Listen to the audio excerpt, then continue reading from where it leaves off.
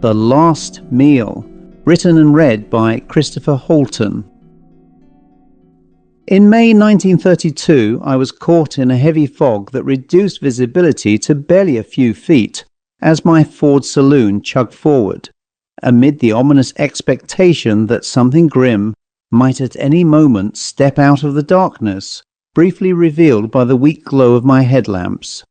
I wound down the driver's window to clear the condensation from the windscreen, but the mist was so dense that its cold wetness clung to my face like perspiration.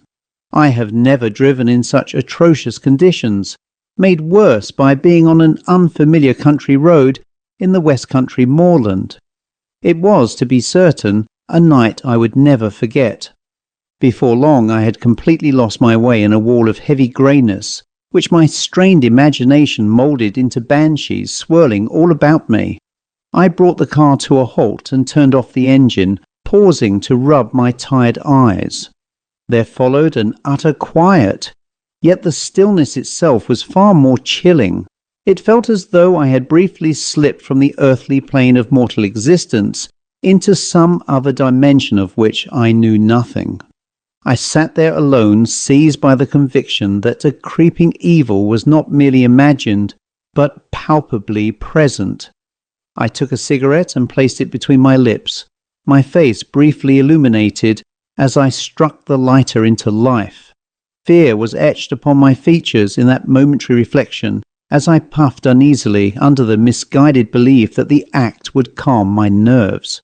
It did not. On the contrary, the sensation intensified, and I became acutely aware of something all around me, something that lurked and lingered, waiting for me to step beyond the fragile safety of the car and into that dreadful void.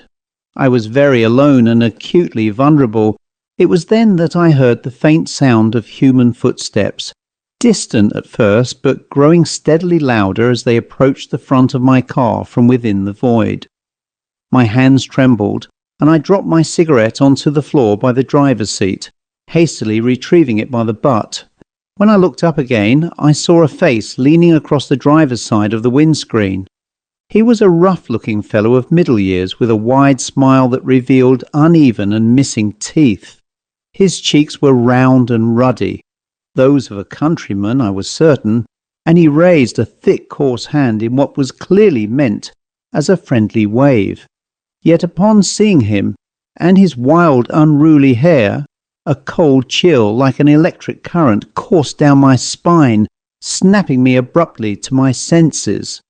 I stepped outside the car at once. "Master sent me down from the house to find you," the man said. "Said as I was to bring you along. You'll be safe enough there, at least until the fog lifts, and then he'll see you set back on your way." He watched me closely for a moment, his smile neither widening nor fading. "That'll be all right, won't it, sir?" I forced a nervous smile, weighing whether it would be wiser to remain where I was or to trust this fellow. In the end, I chose the latter. He set off ahead of me, walking with the heavy gait of a lumbering beast, and for some 10 minutes we proceeded thus until a faint glow of windows emerged from the fog. We entered the drive of a substantially built country house of timber, tile and stone, solid, traditional, and wholly in keeping with that remote corner of England. He halted at last before the main entrance, a portico Georgian-style facade with a thick wooden door, above which an oil lamp burned steadily. As we paused, the door gave a low groan and opened inward, and from the lamplit threshold stepped a butler dressed immaculately in a tailed coat, wing shirt, and tie. Without a word, he ushered me inside and led me to a well-appointed lounge, where a wood fire burned quietly in the grate. The room was lit entirely by oil and candlelight, and I formed the immediate impression that this moorland refuge had yet to fully enter the 20th century, lacking those modern conveniences others now took for granted, electricity and very likely even running water. There was an oddness about the house which I chose at the time to accept as mere eccentricity. The butler himself was stiff and formal, though scrupulously polite, and offered me a brandy while the master, as he phrased it, would join me shortly. Having taken my hat and coat, regarding them with what struck me as a faint but curious interest, he motioned me towards a deep wing-back chair by the fire. I sat, feeling my earlier tension ease, and congratulated myself on my good fortune as I took in the richness of the furnishings, which appeared wholly appropriate to the late 19th century. The walls were adorned with several fine watercolours, and one large oil painting depicting a gentleman in 17th century hunting dress, his expression severe and faintly watchful. When the butler returned a short while later, he carried a tray upon which rested a bottle of vintage brandy and 2 glasses. Setting them down upon a side table, he poured me a measure and said, "The master sends his apologies, sir. He has been detained, but will join you presently." He turned as if to leave, then paused as though recollecting something, and looked back at me. "It would be an honour, sir, should you care to stay for dinner." Being conscious of my hunger, and noting that it was already close to 8 o'clock, I agreed. "Very good, sir," he replied after a moment. "I shall instruct the chef to prepare for an additional setting. We are expecting 1 or 2 other guests later as well. I am sure they will be pleased to make your acquaintance." His smile did not quite reach his eyes. With that he withdrew from the room, leaving me alone once more with the fire, and the unsettling feeling that, in accepting the invitation, I had crossed some invisible threshold. After 10 minutes had passed, I began to wonder, quite naturally, why my host, a man whose name had not once been mentioned, had yet to appear. I rang the servant's bell, but no one came. The house remained unusually quiet, lacking not only the presence of the butler, but indeed of any staff at all. Growing uneasy, I called out rather abruptly. No answer followed. The silence was palpable, as though the house itself were a stage, and I an unknowing participant in some far larger drama yet to be revealed to me. With a sense of impropriety, almost of cheekiness, I wandered through the house, from the lounge into the hall, and thence through a succession of rooms whose names and purposes mattered less than their emptiness. Library, drawing room, billiards room, all lay silent and unoccupied. The house possessed a strange quality of deadness, not of long abandonment, but rather like that of a body newly revived from the stillness of a wake. The rooms felt airless and curiously scentless. There was no trace of old wood, furniture polish, or any other indication of a dwelling actively lived in. Instead, there lingered a chill of a different order altogether, one more commonly associated with the mortuary than with any private home. I then heard the sound of a woman's footsteps entering the lounge as the door opened and softly closed again. Retracing my steps, I returned to the room, and there saw a beautiful, slender young woman with fair hair drawn back into a neat bun. She was dressed in a full-length gown with a high waistline, ending just below the bust, distinctly old-fashioned, though I initially took this for eccentricity rather than affectation. She regarded me with open curiosity and said, "I do not believe we have had your company before." Then she smiled and added, "I am Lady Matilda Grayson, and you?" Somewhat taken aback and more than a little in awe of her, I replied with a nervous eagerness, "Jonathan Davies. I was stranded on the moors in the fog." "Oh," she said, her expression brightening with interest. "You are the gentleman expected for dinner this evening. How very interesting." I attempted to engage her in polite conversation, but before she could respond further, the dour butler entered the room. Inclining his head, he said evenly, "My lady, the master expects you." She turned back to me with a gracious smile. "I am very much looking forward to dinner tonight," she said, and with that she departed, leaving behind a faint impression of perfume that seemed almost out of place in that airless house. The butler closed the door behind her, This time, however, I was determined to discover where he had taken her ladyship, and I opened the door immediately after he withdrew. There was no one to be seen or heard. The hallway lay empty, the silence thick and oppressive. I then heard voices and the murmur of conversation, barely audible at first, but growing clearer as I approached the dining room door. Yet when I opened it, the sound vanished utterly, leaving only silence. There was no sign of life in the dry, almost soulless room before me. The table was laid for 4 diners, though there was no indication as to who they might be. Weariness, born of the long drive through moor and fog, tempted me to attribute it all to imagination. And yet the house seemed to draw its unease inward, harbouring a horror that had thus far remained unseen, but which now pressed upon me with unmistakable weight, leaving me restless and ill at ease. I was by now so disturbed by the prospect of remaining that I resolved to curtail my visit, and instead chance my fortune within the confines of my car upon the moor. Yet as I hesitated in the hallway, the most delightful odour of food being prepared wafted towards me, warm and inviting. Almost at once I heard voices again, this time from the direction of the kitchen, and against my better judgment I was compelled to investigate. Yet when I opened the kitchen door, the voices ceased at once, leaving the room cold and empty once more, an impossibility I no longer attempted to reason away. Then from somewhere behind me I heard the voice of one I took to be Lady Grayson. I turned sharply, but there was no one there, only the soft echo of her laughter, lingering just long enough to set my heart racing. At that point I resolved to delay no longer. I went at once to the hall stand, took up my hat and coat, and determined to leave without further hesitation. Glancing at the hall clock, I saw that it was now 9:15. By then I was in no doubt that something not of this world was unfolding within that house, and that in some inexplicable manner I stood at the very centre of it. Expecting the great entrance door to be locked, I was startled, almost pleasantly so, to find that it opened at once. As it swung inward, an elderly couple stood upon the threshold, evidently awaiting admittance. They were attired in evening dress of a style not uncommon in the late 19th century.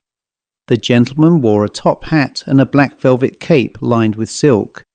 Smiling genially, he doffed his hat to reveal a thin greying pate. "That was a jolly bit of luck, eh?" he said. "Opened the door just as we arrived." Without hesitation they passed into the hallway. The lady removed her sequined hat and jacket and handed them to the butler, who had appeared silently at their side. Taking the garments to the hall stand, he turned towards me and smiled, a smile that struck me at once as poisonous. "Are we off now, sir?" he said smoothly. "Dinner will be served very shortly, and the master says it will be a special occasion, held in your honour." I stared at him in disbelief. "What dinner?" I demanded. "There is nobody in the kitchen, and certainly no master in this house." He smiled again, untroubled. "Can you not hear them in the kitchen, sir?" he asked gently. I had thought the aroma of the cooking alone would have confirmed as much.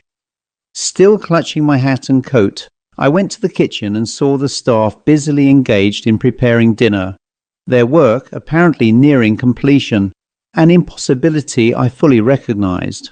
For only moments earlier the room had been cold, still, and entirely empty. Now it was stiflingly hot, the rear door standing open, as would be customary in such circumstances, to allow some relief from the heat. I stood staring at that doorway, struggling to reconcile what I saw with what I knew to be true.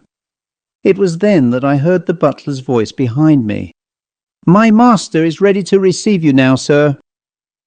I turned and saw Lady Grayson, the elderly couple, the butler and the rough fellow who had first encountered me upon the road, all standing together, watching me in complete silence. Before them stood the figure I had earlier observed in the oil painting.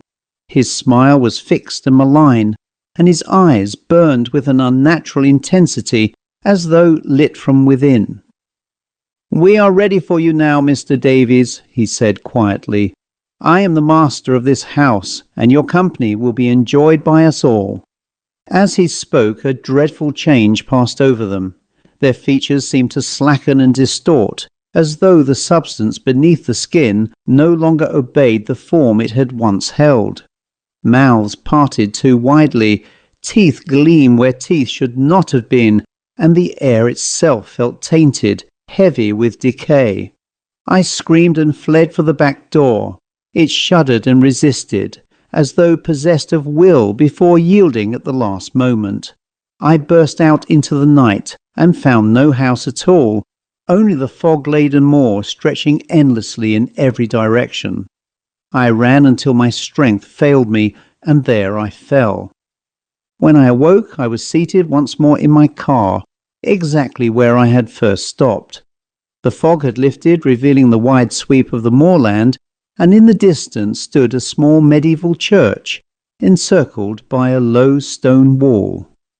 I cannot explain why, but I felt compelled to go there, to enter and give thanks, for I was certain I had not dreamed, but had crossed briefly into some parallel plane that lay alongside our own. I parked by the lich gate and followed a flagstone path bordered by rows of gravestones to the church entrance. It was then that I noticed one headstone in particular, its inscription clear and unmistakable. Lady Matilda Grayson, obit Anno Domini 1821, aged 25 years. I knelt to be certain I had read it correctly. As I did so, a kindly voice spoke beside me. "Welcome to St. Mark's Church." I rose and saw the local vicar, an elderly man with a round, genial face, a broad smile, and eyes that twinkled with warmth. He shook my hand and introduced himself as Jeremy Sinclair. "Is she a relation of yours?" he asked, nodding towards the grave. I replied that she was not, adding that I had merely been drawn by the elaborate floral carving upon the stone. "Ah," he said mildly, "many people say that. So it has nothing to do with her legend, then?" "No," I replied, though curiosity had already taken hold of me. "What legend would that be, Vicar?" "She was travelling in a private carriage across the moors on a night much like last night, hoping to reach the safety of her home nearby. Neither she nor the coach ever arrived. Her body, however, was recovered some days later, what remained of it at least. According to the local doctor, the bones bore marks consistent with having been gnawed, as though the flesh had been stripped away by some wild creature." He paused then, as if to steady himself against the unpleasantness of the recollection, before continuing. "Soldiers from a nearby garrison, together with local volunteers, searched the moors for days afterwards. No such creature or creatures were ever found, nor were there any traces of the coach, the horses, or the coachman. And," he added gravely, "a remarkably similar occurrence took place in 1865, involving an elderly couple. Once again, no explanation was ever established." By this point I was trembling inwardly. If this were not confirmation enough, I could scarcely imagine what more there might be. Yet there was more. "There is," the vicar continued, lowering his voice slightly, "a curious footnote to all this. There once stood a country house upon the moor not far from here, owned by a man known as Squire Jacobs. He was, by all accounts, cruel and possessed of an inordinate vanity. It was said that he required all who addressed him to do so as master, and that he took a perverse pleasure in asserting his authority over the local people." He hesitated, then went on. "Matters came to a head in the 17th century, when the villagers, already fearful of him, accused him of witchcraft, an accusation later taken up by Matthew Hopkins himself. The house was set alight, and Jacobs perished within it. Neither his remains nor any formal place of burial were ever identified." He paused, his gaze drifting across the churchyard. "The moor," he added quietly, "has never quite relinquished its hold." Thanking the vicar, I left the church and continued on my journey, unable to reconcile what I knew had truly taken place. And never again did I travel at night in the fog. The end.